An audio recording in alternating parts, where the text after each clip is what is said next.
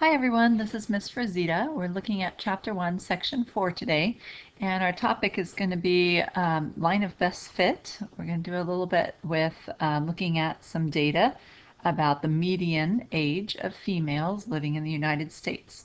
So our first example here, it gives us this table of what the median age of, I guess, women are in the U.S. throughout these different years.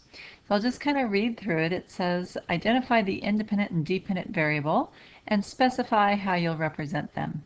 So the time, whenever there's a time, whether years, minutes, seconds, that's always going to be our independent variable since time doesn't depend on anyone. So the age here is going to be what depends on the time. And if you kind of scan down how they identified them, they wanted to use T for time and A for age with a subscript of F for females. It says the independent variable is time, so use the variable T rather than let T take on these big 1970, 1980, and so on. T is going to be defined as the number of years since 1970. So the dependent variable is the median age of females. And although you could simply use the variable A, we're going to do A sub F. And just a heads up, later on when you're doing the problems, you're going to be doing the similar situation, only talking about the median age of males. So that's, I think, why they are setting it up with a subscript A sub F for female. So I went ahead and took the table that they gave us up here and just switched our years to be time since 1970, and the median ages I just copied over, and went ahead and do a nice scatter plot. And again, you can fill in all the axes there. It says draw a line to fit the data, so I went ahead and drew the line, and it does say down here, using a ruler, draw the line. It says your line does not necessarily have to pass through any of the points, but you should try to balance points above and below the line.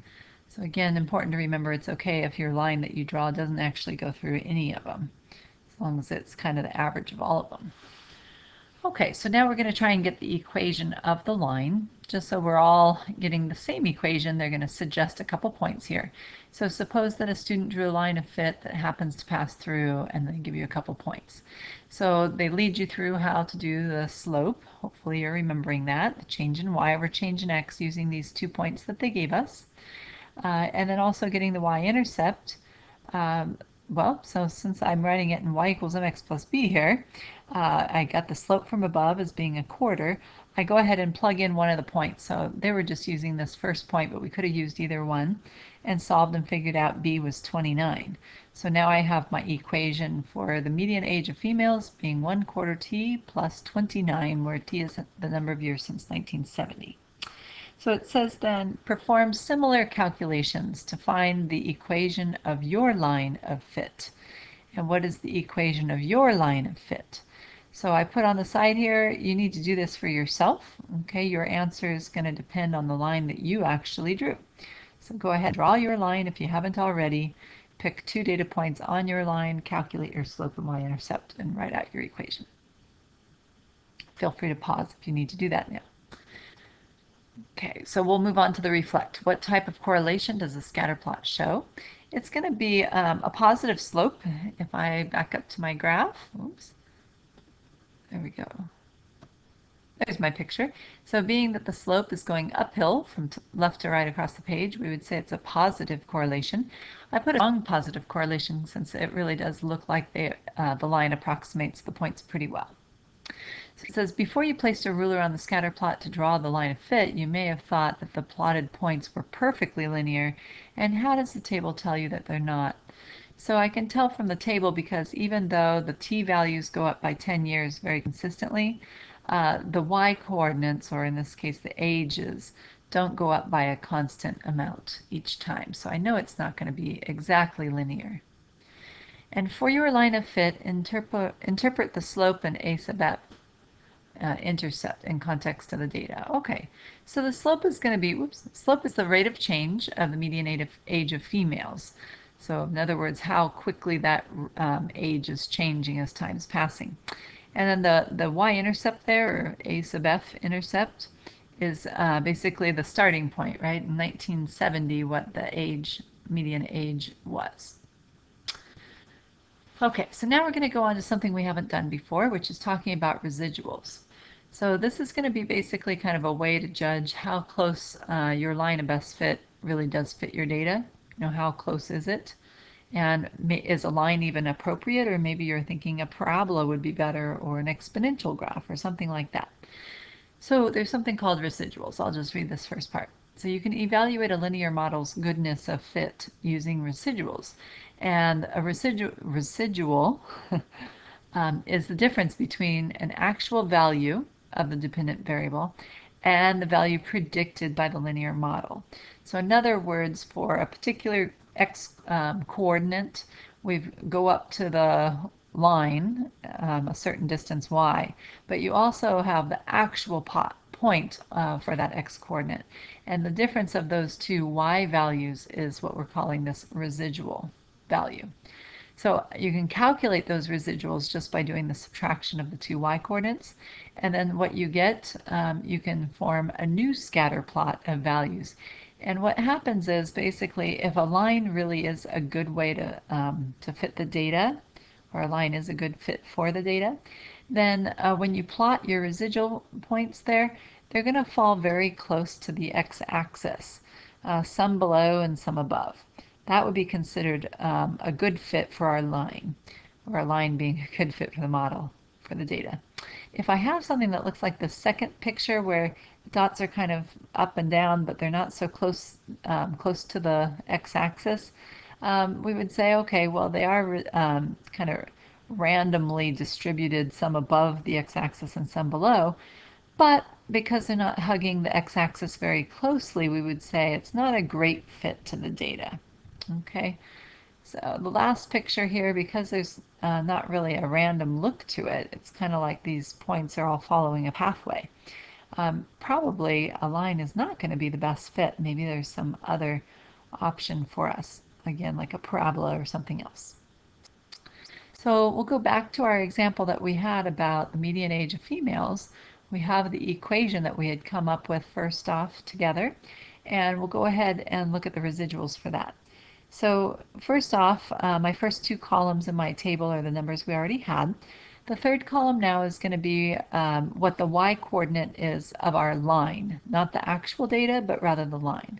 So again, if I plug 10 in for time into this equation we had come up with, I got 31.5 for the average age. And the data point was actually 31.3. So that's a difference of 0.2. So our residual is a negative 0.2. If I subtract the first one minus the second one, I get negative number. So I did that for all of these. So again, take the 20 for example, plug that in for t, and see what the y-coordinate would be on the line. And it's 34. That's exactly the same as the value in our table. Same thing when I plugged in 30, but when I plugged 40 in for my time t, I got 39, but the actual data item was 38.2. So again, negative 0.8 for our residual. So I now go ahead and take those same times running across the x-axis, and now I'm going to replot the residual values, keeping in mind positive versus negative. So here's what I have. And it goes on to the next page then and says, well, is this a good fit or not? So evaluate the suitability of a linear fit and the goodness of the fit. So I would say there is a balance between the positive and negative residuals. Okay, you do have one that's positive and actually two that are negative, but you know, there's an odd number of points, so maybe one more point and it would have been positive again. So, you know, pretty even as far as above the x-axis and below the x-axis. Okay, is there a pattern? No, they look pretty random. And so the next bullet is the absolute value of each residual smaller than a sub f actual. And yes, they are. The absolute values of each of the residuals are pretty small. They're like 0.2. Oops. And then finally it says, what's your overall evaluation of the suitability and goodness of fit? I would say yes, a line does pretty much suit our data. The data and the line look pretty closely related. Okay, so we go on to this reflect. Now I left it blank because you're supposed to use your actual line. So remember on the previous page, after calculating out m and b together, you were supposed to calculate your actual y equals mx plus b line that you physically drew. So now you're going to go ahead and complete this table and part 2b according to the line that you came up with. So again, you would plug in 0 in for t in the line's equation that you came up with, see what your predicted value is. The next, you subtract 29 in that number to get your residual. And go ahead and complete the whole chart, plot the points over here, and then after that, you go ahead and evaluate, say whether or not it looks like it was fitting the data well. So again, go ahead and pause while you do that, and I'll keep going here. Suppose the line of fit with equation, and they give you the equation, is changed due to, or is changed to this new one. So when I'm looking at the original versus the new one, it's a difference of 0.2 in the y-intercept. What effect does this change have on the residuals and on the residual plot? Is the new line a better fit for the data? And explain. So the points are all going to be shifted up by 0.2, since our new line has 29 for the y-intercept instead of 28.8. And so the sum of the residuals is now closer to 0, so the fit is actually a little bit better. So again, going back to our values we got, if we shifted everything up by 0.2, yeah, our data is just a little bit better, right? The line of best fit is just a little bit better in terms of how well it fits the data. Okay.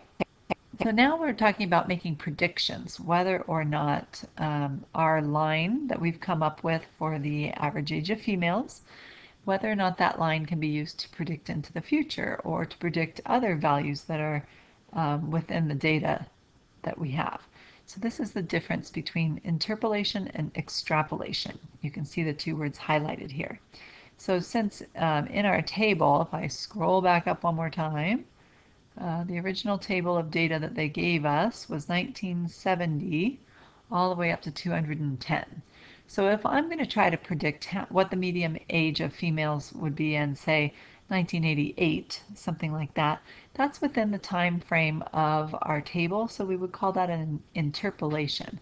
But if I'm going to try to use my line that I've come up with to fit this data to predict the age for something beyond 2010, like 2020, now that's an extrapolation. You have to be careful with your extrapolations because your line of best fit doesn't necessarily always fit or model your data well when it's an extrapolation. Okay, so going back to fill these in, it says to make a prediction about 1995, we would let t equal, well again, from 1970 to 1995, that's 25 years. So to the nearest tenth, the predicted value would be, and I would plug in the 25 into my equation and get 35.3. And because the t-value falls within the domain, the prediction is an interpolation. Part B, to make a prediction about 2015, again from 1970 to 1915 is 45 years. So I would plug the 45 into our equation we had and get 40.3. And again, the data, the t-value falls outside our data, the domain of the data, and so we would call that an extrapolation. Okay, last parts, the reflect. Use your linear model to predict the median age. So again, go back to your line and plug in either 25 or 45 and for the t-value and see what you get. And again, if it's 1995, it's still interpolation, and 2015 would be extrapolation. And the last part, the Census Bureau gives 35.5 as the median age for females in 1995 and an estimate of 38.4 for 2015. So which of your predictions using your linear model is more accurate? Okay, so we compare the difference between the actual and the predicted values. So you have to use your line of best fit and see which one seems like it actually came a little bit closer, the 1995 or the 2015.